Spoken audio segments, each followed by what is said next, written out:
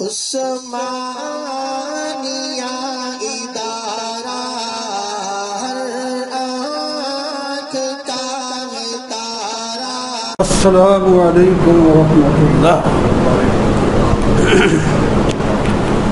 الحمد للہ وکفى والصلاة والسلام على سید الرسل وخاتم الانبیاء، اما بعد فاعوذ باللہ من الشیطان الرجیم، بسم اللہ الرحمن الرحیم، فاتقوا اللہ ما استطعتم واسمعوا وأطیعوا وأنفقوا خيرا لأنفسكم ومن يوق شح نفسه فأولئك هم المفلحون۔ صدق الله مولانا العظيم۔ اللهم صل وسلم دائما أبدا على حبيبك خير الخلق كلهم۔ محترم و معزز سامعین، بزرگوں، دوستوں اور عزیزوں، آج خوشی کا دن ہے، عید کا دن ہے، انعام کا دن ہے۔ عربی میں یوم العید اور اس کو یوم الجائزہ کہتے ہیں۔ جن حضرات نے پورے رمضان مبارک کے اندر عبادات ہر قسم کی سر انجام دی ہیں، اللہ تعالیٰ کی طرف سے کچھ نقد انعام ملتے رہے اور کچھ آج دیں گے، اور ہر دینے والا اپنی حیثیت کے مطابق دیتا ہے۔ اللہ سے بڑی حیثیت کسی کی نہیں۔ اللہ تعالیٰ عالم الغیب بھی ہیں، اللہ تبارک و تعالیٰ قدیر اور قدیم بھی ہیں، اللہ تعالیٰ مال اور دولت والے اور مستغنی اور غنی بھی ہیں۔ اللہ تعالیٰ تمام کائنات کی تمام ضروریات کو پورا کر دیں اور تب بھی اللہ تعالیٰ کے خزانے میں ذرہ برابر کمی نہیں آتی۔ تو اس واسطے ہمیں اپنی ضرورت سے کے مطابق بڑھ چڑھ کر مانگنا چاہیے۔ اس میں اللہ تعالیٰ کو رعایت دینے کی ضرورت نہیں ہے کہ اللہ تعالیٰ توڑو 1000 نہیں دیتا تو 100 دے دے، یا انہیں 1000 کی ضرورت ہے تو 5000 مانگو، اللہ سے مانگو۔ اس طرح صحت مانگو، اس طرح تندرستی سے چھٹکارا، وباؤں سے چھٹکارا، بیماریوں اور آپس کی ناراضگیوں اور لڑائیوں سے چھٹکارا، اتفاق اور اتحاد کی دولت، یہ سب اللہ تعالیٰ سے مانگے ہیں۔ میں نے سورہ تغابن کی ایک آیت پڑھی ہے جس میں اللہ تعالیٰ 4 حکم دے رہے ہیں اپنے بندوں کو مختصر انداز میں۔ وہ 4 حکم آپ کو بتا دوں گا کہ ٹائم بھی قریب ہونے والا ہے۔ پہلا حکم ہے فاتقوا اللہ ما استطعتم۔ لوگوں، اللہ سے ڈر کے زندگی گزارو۔ اللہ سے ڈر کر زندگی گزارنے والا اللہ کا فرما بردار بن کے رہتا ہے اور نافرمانی سے باز رہتا ہے۔ اللہ کا فرما بردار بن کے رہتا ہے اور نافرمانی سے بچ کر رہتا ہے۔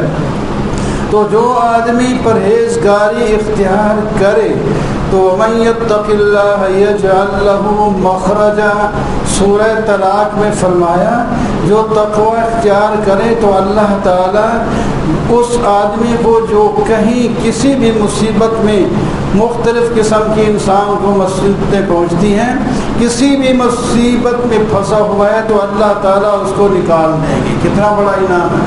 بیماری ہے، تنگ دستی ہے اور مقدمات ہیں، جو بھی کوئی تکلیف کسی کو ہے، آپس میں لڑائیاں ہیں، یہ سب مشکلات ہیں، ان مشکلات سے بچنے کے لیے تقوی بندہ اختیار کریں تو اللہ تعالیٰ ان مشکلات سے نکال دیتا ہے. وَيَرْزُقْهُ مِنْ حَيْثُ لَا يَحْتَسِبُ اور دوسرا انعام تقوی والے کو اللہ تعالیٰ ایسی جگہ سے رزق عطا فرماتے ہیں کہ اس کا گمان ہی وہاں تک نہیں جاتا. وَمَنْ يَتَّقِ اللَّهَ يَجْعَلْ لَهُ مِنْ أَمْرِهِ يُسْرًا اور تیسرا انعام یہ دیتے ہیں کہ اللہ تعالیٰ اس کے کام کو آسان فرما دیتے ہیں. اور چوتھا انعام اللہ تعالیٰ یہ دیتے ہیں وَمَنْ يَتَّقِ اللَّهَ يُكَفِّرْ عَنْهُ سَيِّئَاتِهِ اللہ تعالیٰ اس کے گناہوں کو مٹا دیتے ہیں. وَيُعْظِمْ لَهُ أَجْرًا اور پانچواں انعام یہ ہوتا ہے کہ اللہ تعالیٰ اس کو بہت بڑا اجر دیتے ہیں. یہ مختصر بات تقوی کے بارے میں ہو گئی. دوسرا حکم وَاسْمَعُوا سنو اللہ کی بات کو غور سے سنو, اللہ کے نبی کی زبانی سنو. اس وقت اللہ کے نبی اللہ کے ہاں جا چکے ہیں. اللہ تعالی ہمارے ہاں قرآن پاک اور نبی علیہ الصلوۃ والسلام کی حدیث ہمارے پاس موجود ہے. یہ قرآن اور حدیث کی اطاعت کرنا یہ سننا ہے. وَأَطِیعُوا اور اطاعت کرو یعنی مانو. صرف سن کر ایک کان سے دوسرے کان سے نکال نہ دو, اس کو اپنے دماغ میں بٹھاؤ اور بٹھا کر اس پر عمل کرو. سنو اور مانو.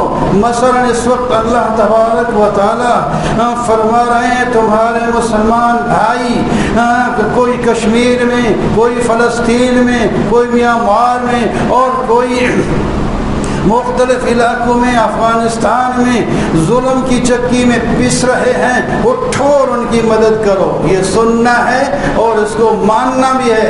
اور کم اپنی حیثیت کے مطابق اگر تمہارے پاس حکومت ہے تو مقابلے میں ہتھیار لے کے آ جاؤ.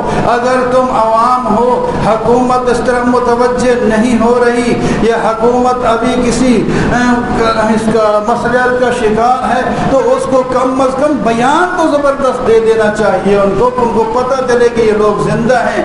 اور عوام کو بھی اپنی جو ہے طاقت کے مطابق جتنا ہو سکے ان کی مدد کرے. وَمَا لَكُمْ أَلَّا تُقَاتِلُونَ فِي سَبِيلِ اللَّهِ اور تمہیں کیا ہو گیا کہ تم اللہ کے راستے میں لڑتے نہیں. کمزور مرد عورتیں بچے بل بلا کر تمہیں دہائی دے رہے ہیں, اللہ سے جو ہے عرض کر رہے ہیں یا اللہ کوئی ہمارا مددگار کوئی دوست بنا دے, اور ہم جو ہیں اپنا خواب خرگوش میں پڑے ہوئے ہیں. اپنے مسلمان بھائیوں کا لحاظ رکھنا چاہیے, خیال رکھنا چاہیے. اپنے ملک میں بھی غریب بھی ہوتے ہیں, ان کی بعض دفعہ جناب صبح کی ہے شام کی نہیں, ان کی عید نہیں, ان کا خیال رکھیں. یعنی ہر چیز میں وَاسْمَعُوا سنو, وَأَطِیعُوا اور مان لو. ماننے میں کامیابی ہے, ماننے میں کامیابی ہے. اللہ اور اللہ کے رسول ہمیں حکم وہی دیتے ہیں جو ہمارے فائدے کا ہوتا ہے.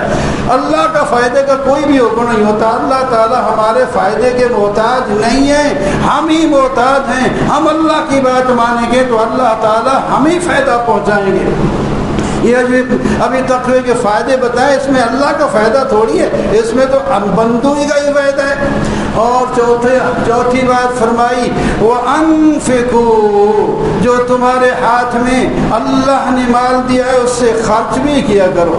خرچ بھی کیا کرو. یہ نہیں کہ آپ سانپ بن کے بیٹھ جائیں اور فرشتہ آئے گا تمہاری روح کو لے جائے گا اور مال تمہارے رشتہ دار لے جائیں گے, یا تمہاری زندگی میں ڈاکو آئیں گے اور جو ہے بندوق کی نوک پر سارا مال لے. اگر آپ نے مقابلہ کیا تو آپ کی جان کو بھی لے جائیں گے. تو یہ مال غریب کے اوپر ڈاکہ نہیں ڈالتے. یہ مال اور جو ہے جس کے پاس ہو اسی پر ڈاکہ ڈال. تو اللہ کے نام پر خرچ کریں تو مال بھی پاک ہوگا اور آپ کا روح اور جسم بھی پاک ہو جائے گا. وَأَنفِقُوا مِمَّا رَزَقْنَاكُمْ خرچ کرو خیرن لکم، یہ 4 کام جو تمہیں بتائیں تمہارے لیے بہتر ہیں، بہتر ہیں، بہتر ہیں۔ جس کو اللہ بہتر کہے وہ بہتر کیوں نہ ہو، یہ بہتر ہے۔ ہمیں اب یہ بات پلے باندھ لینی چاہیے کہ تقوی اختیار کرنا ہے، اللہ کی بات سننی ہے اور اللہ کی اطاعت کرنی ہے، اللہ کے رسول کی اطاعت کرنی ہے، اللہ کے دیے ہوئے مال سے، علم سے، ذہن سے، قوت سے، طاقت سے، جو کچھ بھی اس کے پاس ہے اس میں سے تعاون بالبر والتقوی جو ہے ایک دوسرے کے ساتھ تقوی اور تعاون کے ساتھ ایک دوسرے کی مدد کیا کرو، مدد کیا کرو، مدد کیا۔ وَمَن يُوقَ شُحَّ نَفْسِهِ فَأُولَٰئِكَ هُمُ الْمُفْلِحُونَ۔ دوسرے انداز میں فرمایا جو نہیں خرچ کرتا وہ بخیل ہوتا ہے، اور جو بخیل ہوتا ہے وہ اپنا مال بھی چٹ کرتا ہے اور اپنا ایمان بھی ضائع کرتا ہے۔ بس بندے کو سخی ہونا چاہیے۔ فرمایا جو آدمی اپنی بخل، جان کے، دل کو، نفس کے بخل سے بچ گیا وہ کامیاب ہو گیا۔ تو سورہ تغابن کی آیت کا میں خود مطلب تھوڑا سا بتا دیا، ان 4 مختصر ہے، ہر آدمی یاد کر لے، انگلیوں پر گن لے۔ تقوی